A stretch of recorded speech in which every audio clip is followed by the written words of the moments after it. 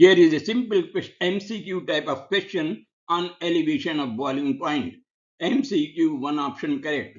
And the question is, the boiling point of solution when 2 grams of sodium sulfate was dissolved in 50 grams of water is.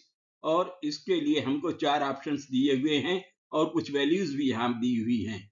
ये बता दिया गया है कि sodium sulphate completely ionise होता है और Kb, that is a molar elevation constant of water, is also given as 0.52 kg per mole.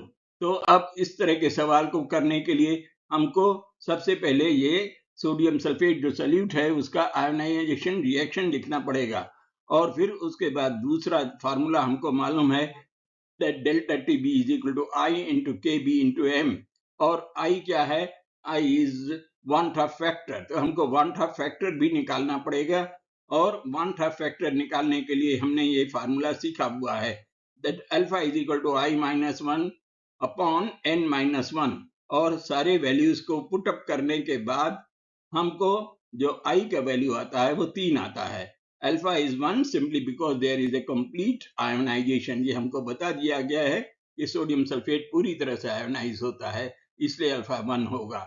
और अगर जब हम इस वैल्यूज को कैलकुलेट करें, इसको हम लगाएं, तो हमका कैलकुलेट करने के बाद after getting the calculations we can get the answer. तो देखिए कैलकुलेशन इस प्रकार से हम कर रहे हैं और फार्मूला अप्लाइड ये है। तो 2/142 is the number of moles of sodium sulfate divided by the number of kgs of water, that इससे हम मोलैलिटी निकाल लेंगे और फिर उसके बाद हमें पता है कि 1 एटमॉस्फेरिक प्रेशर पर वाटर का बॉइलिंग पॉइंट 373.15 है, उसमें डेल्टा टीबी जो कि 0.439 आया है उसको जोड़ देंगे तो हमें करेक्ट आंसर 373.59 केल्विन आ जाता है।